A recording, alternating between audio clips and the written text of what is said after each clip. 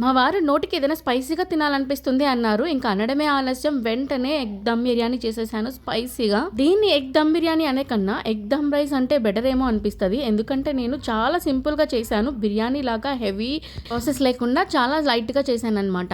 ముందైతే బాస్మతి రైస్ ని ఒక 2 గ్లాసులు నానబెట్టుకున్నాను.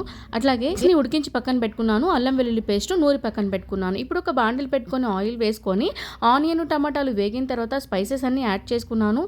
దాంతోపాటు అల్లం వెల్లుల్లి పేస్ట్ కూడా వేయించేసుకొని వేగిన తర్వాత కాస్త వాటర్ పోసుకొని ఎగ్స్ని ఎగ్స్లా కాకుండా కాస్త కట్ చేసి ఇలా వెరైటీగా వేసుకున్నాను. స్పెషల్గా ఉంటుందని దీంట్లోనే కాస్త కసూరి మేతి కొత్తిమీర కూడా వేసి ఒక పక్కన పెట్టేశాను. ఇది పక్కన పెట్టుకున్నాక ఇంకొక గిన్నెలో బాస్మతి రైస్ని కడిగి పెట్టుకున్నాను కదా, అందులో వాటర్ పోసేసుకొని ఇలా కొన్ని స్పైసెస్ని దంచి వేసుకున్నాను ఫ్లేవర్ కోసం. అలాగే ఒక బిర్యానీ ఆకు, కొద్దిగా కొత్తిమీర, కొద్దిగా నెయ్యి కూడా వేసుకున్నాను. టేస్ట్కి సరిపడినంత సాల్ట్ కూడా వేసుకున్నాను. అంటే ఎక్కడ మనకి చప్పగా అనిపించకుండా రైస్ ఇలాగ పలుకుగా ఉడికిన తర్వాత కొద్దిగా వాటర్ తీసుకొని మసాలా కర్రీలో వేసుకున్నాను. ఆ తర్వాత రైస్ని కూడా ఇలా వడగట్టేసుకొని ఈ ఎగ్ మసాలాలో పైన 2-3 లేయర్స్ లాగా వేసుకున్నాను. ఏదైతే మనం దమ్ బిర్యానీలో చేస్తామో సేమ్ యాజ్ ఇట్ ఈస్ అలా అన్నమాట. ముందైతే మసాలా గ్రేవీని రెడీ చేసుకొని ఆ తర్వాత రైస్ని లేయర్స్ లా వేసుకున్నాను. అసలు ఎలా అనిపించిందంటే ఇలా వచ్చాను, అలా చేశాను, అలా తినేసాం అనిపించింది. అంత ఫాస్ట్గా అయిపోయింది వండడం తినడం కూడా. నచ్చితే మీరు కూడా ఒకసారి ట్రై చేసి వీడియోని లైక్ చేసి మన ఛానల్ని సబ్స్క్రైబ్ చేసేయండి.